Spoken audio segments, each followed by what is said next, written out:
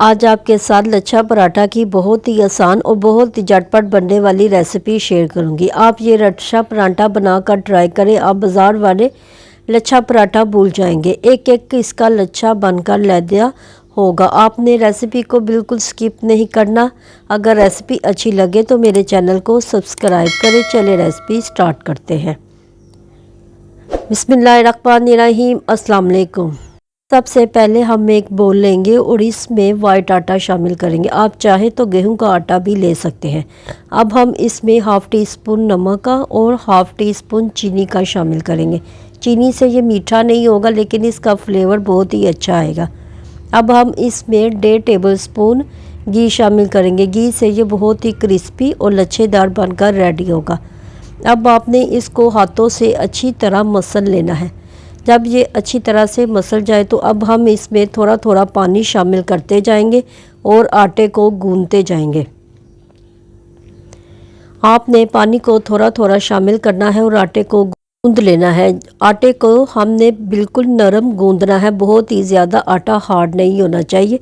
जब आटा अच्छी तरह से गूंद जाए तो अब हम इसको तकरीबन 10 से 15 मिनट के लिए रेस्ट देंगे। 10 से 15 मिनट के बाद आपने देखा है ये थोड़ा सा राइज्ड हो गया है। अब मैं इसके 2 पेड़े बनाकर रेडी करूँगी। लच्छा पराठा थोड़ा सा मोटा होता है। अब हम इसकी एक पतली सी रोटी बेल लेंगे। जितनी पतली आपसे हो सकती है उतनी पतली आपने रोटी को बेल लेना है। जब आप एक पतली सी रोटी बेल लें तो अब हम इसके ऊपर 2 से 3 टेबलस्पून घी डाल देंगे। आपने इस जगह कुकिंग ऑयल का इस्तेमाल नहीं करना। घी से इसका एक एक लच्छा लैदा हो जाएगा। घी डालने के बाद आपने तमाम रोटी पर अच्छी तरह से घी फैला देना है। अब हम इसके ऊपर थोड़ा सा मैदा डस्ट करेंगे। मैदे को भी आपने चारों तरफ अच्छी तरह से फैला देना है। जब ये आप फैला दे तो अब हम एक पिज़्ज़ा कटर लेंगे। पिज़्ज़ा कटर की मदद से आपने इस तरह इसको कट लगा देने हैं। अगर पिज़्ज़ा कटर नहीं है तो आप छुरी की मदद से भी ये काम कर सकते हैं। तमाम रोटी को आपने इस तरह लंबाई में कट लगा देने हैं। कट लगाने के बाद अब हम इसको इकट्ठा कर लेंगे बिल्कुल इसी तरह। अब हमने इसको लंबाई में इस तरह काट लेना है और एक तरफ से इसका बड़ा पेड़ा बनाना है, दूसरी तरफ इसका छोटा। आपने इस तरह रोल करके इन दोनों को इकट्ठा कर लेना है। इन दोनों को इकट्ठा करने के बाद आपने पेड़े को पकड़ना है और छोटे पेड़े को बड़े पेड़े के नीचे आपने रख देना है और इसको हल्का सा आपने प्रेस कर लेना है। इस तरह करने से इसका एक एक लच्छा लैदा होगा। पेड़ा रेडी हो गया है। अब हम इसको कवर करते हैं तकरीबन 10 से 15 मिनट तक। आपने पेड़े को रेस्ट ज़रूर देना है। मैंने दूसरा पेड़ा भी बनाकर रेडी कर लिया था। अब हम एक पेड़ा लेते हैं और इसकी अब एक रोटी बना लेंगे। अब हमने इसको हाथों की मदद से अच्छी तरह प्रेस करना है, लेकिन मैं इसको थोड़ा सा बेलन की मदद से बेल लूँगी। आपने नरम हाथों से इसको बेल लेना है। बाज़ लोग तो हाथों की मदद से ही इसको बेल लेते हैं लेकिन इससे आपको मुश्किल होगी। आपने सिर्फ इसी साइज़ का पराठा बेल लेना है। मैंने पैन को गर्म करने के लिए रख दिया था। अब हम इसके ऊपर रोटी डाल देंगे। जब ये एक तरफ से अच्छी तरह से सिक जाए तो इसकी साइड को आपने टर्न कर देना है।